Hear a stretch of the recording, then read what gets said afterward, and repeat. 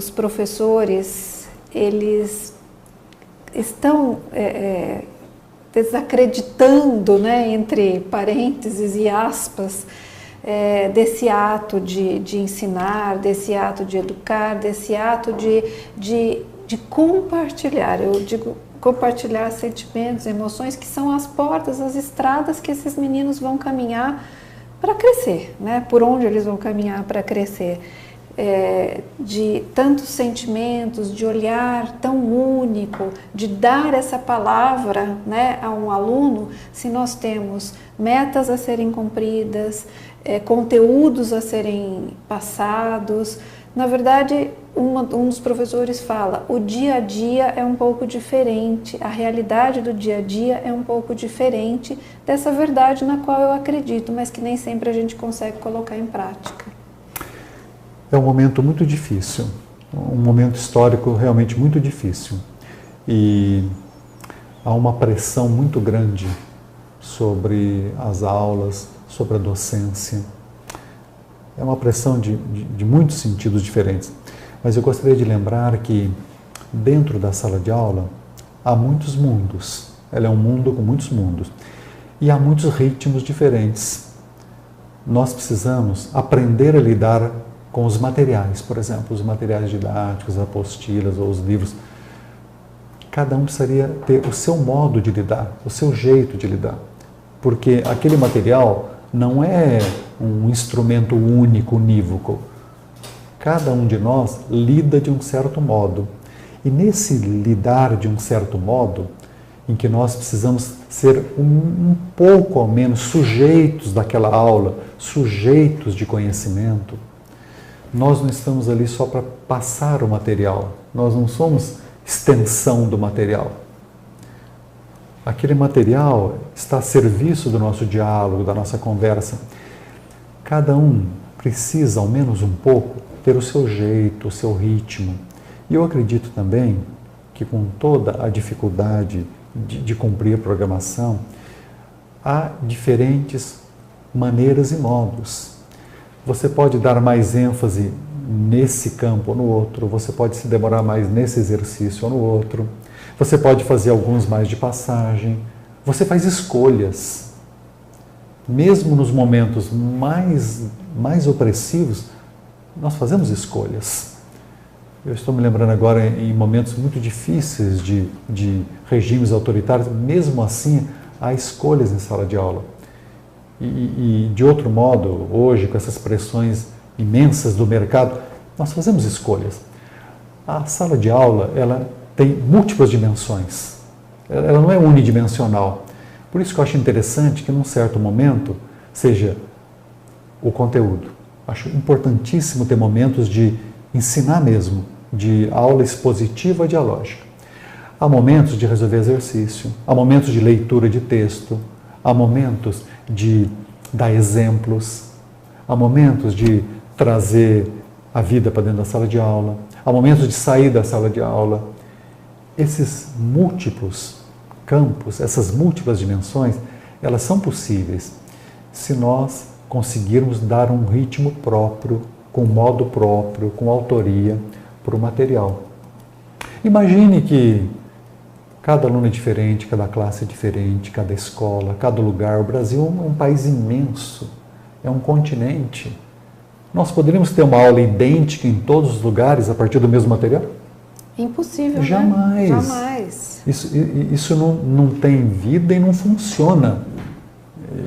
Isso não é prático, isso não é funcional. Nós precisamos, nesse conjunto de ritmos, de momentos diferentes, de dimensões, nós precisamos fazer escolhas. E essas escolhas precisam ter o nosso rosto, ter o nosso modo. Se nós fizermos essas escolhas, eu acredito que, apesar da dificuldade, apesar das pressões, nós conseguiríamos, ao menos um pouco, esses momentos de diálogo, de autoria, inclusive certos momentos até de silêncio que é necessário, momentos de ficar quieto. Acho muito interessante essa ideia, sabe, cara? A aula é assim, é uma aula constelar, ela tem uma multiplicidade de momentos. Acho muito perigoso hoje, principalmente no mundo de hoje, a aula que tem um ritmo só, um modo só, uma maneira só. Muito programada, muito excessivamente programada, né? Porque você não abre espaço para energia novo. Às vezes está acontecendo uma coisa muito significativa no mundo ou na cidade, tem que ter um momento de abertura para isso. Ou com alguém que está alguém dali, tem que ter um momento de contemplar isso. É possível conciliar isso com as aulas, os materiais? É difícil, mas é possível. Nós precisamos disso, nós temos necessidade disso, porque senão nós vamos perder nosso rosto, a aula não terá rosto. E o material não terá rosto. É verdade. E o aluno terá menos ânimo, menos gosto para estudar. Posso fazer uma memória? Eu fico fazendo assim uma prática romântica, não fico, viu? Eu sempre defendo a razão e a racionalidade, acho imprescindível, sabe? Não podemos abrir mão da racionalidade, inclusive por causa da razão, para ampliar a racionalidade, para alargar as margens da razão. Mas tem uma conversa dos românticos que me agrada muito. Muitos românticos, de vários movimentos dentro do romantismo, eles dizem assim: você quer ensinar a pessoa a construir um navio. Qual a melhor maneira de fazer isso? Não é falar para ela ir buscar madeira, não é ensinar regras de como se constrói, não é dar ordem, não é dividir tarefa. O melhor modo de começar a fazer a pessoa aprender a construir barcos e navios é você conversar com ela sobre o mar, os grandes rios, as grandes viagens.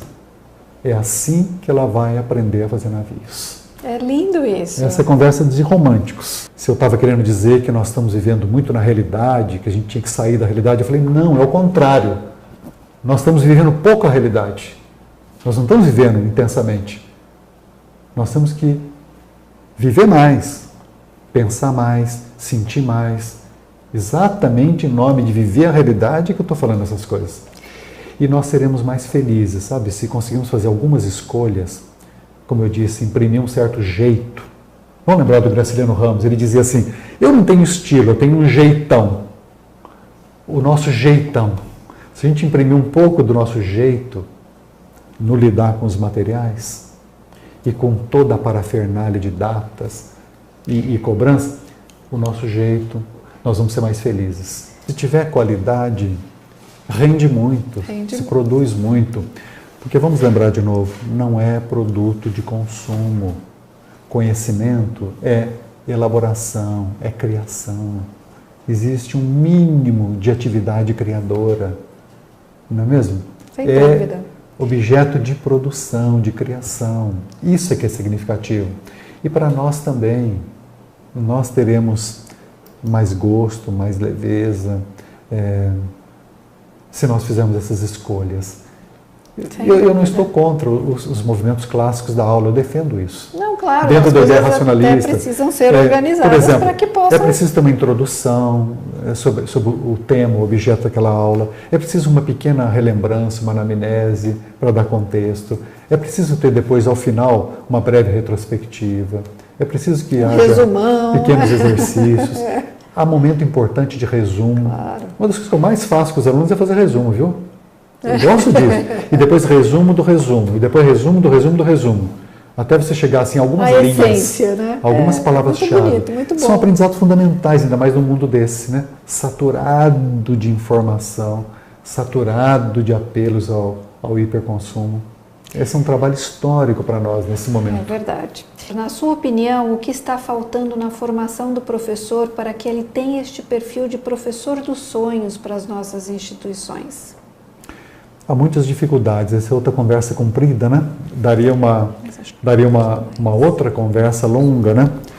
Há muitas dificuldades de toda a ordem. Agora, em primeiro lugar, as dificuldades, as diferentes questões, elas estão todas interligadas.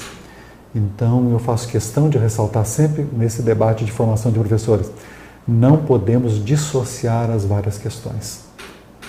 Elas estão todas interdependentes. Dentre os vários problemas, eu acho que um central é esse. Na formação do professor, ele tem que ser tratado como sujeito, ele tem que ser tratado como autor, ele tem que ser tratado como sujeito de conhecimento, ele tem que ser reconhecido como alguém que pensa, que tem cultura, tem que ter troca de saberes, começar a tratar o professor como sujeito. Isso não é uma questão técnica também, isso não é uma questão de informação, isso é uma questão de concepção, método e concepção. Nós temos que escutar esse professor para que ele aprenda a ser interlocutor, intérprete, que desperta os seus alunos. É uma cadeia, um círculo virtuoso, né? Exatamente, um exemplo. Formação continuada de docentes, uma coisa fundamental. Poucas vezes nós perguntamos para os professores o que eles desejam na formação continuada, do que eles precisam. Com a melhor das intenções, nós vamos e oferecemos tópicos, temas, debates. Agora, estratégias, metodologias, agora, né? Por que não ouvir também o que eles gostariam de ter na formação continuada? Seria fundamental. Só mais um exemplo, nesse finalzinho, se me permite o pouco tempo. Claro. Por exemplo, questões de didática. Muitas vezes eu faço isso nas escolas. Vamos discutir didática. Não pode ser só uma conversa de especialistas. Precisamos escolher alguns professores daquela comunidade que venham falar sobre como fazem, como dão aula. Isso é fundamental. Juntar a prática vivida, insubstituível da sala de aula, que os especialistas vão esquecendo cada vez mais. E quanto mais eles se tornam especialistas, mais eles esquecem o que é a vida vivida na sala de aula. Juntar isso com a teoria. Isso, inclusive, é para honrar a teoria. A teoria precisa disso, né? E precisa de outros atores, né, também, exatamente, que não só aqueles que levam essa questão de conteúdos. Também só para fazer uma consideração aqui muito breve, outro dia eu li algumas coisas sobre os processos de seleção de universidades muito bem cotadas, como Harvard, como Princeton. E, obviamente, existem testes, existem todas as redações, mas há um peso muito, mas muito grande a uma entrevista que é feita por um professor da área da própria universidade, da área que o aluno pleiteia, e com professores da educação infantil e do ensino básico, que não os conheciam, que são desconhecidos para aquele determinado aluno. E as impressões destes professores, elas têm um peso muito grande na admissão, ou seja, na aceitação desses alunos. Então, esse referencial de que o professor ele tem olhar para entender quem está do outro lado é inerente à sua escolha, à sua opção de vida. E é muito, nessas situações, por exemplo, muito respeitada, né, professor? E, de novo, ele é tratado como sujeito, ele é tratado como autor, ele tem o que dizer, ele tem história, ele será ouvido.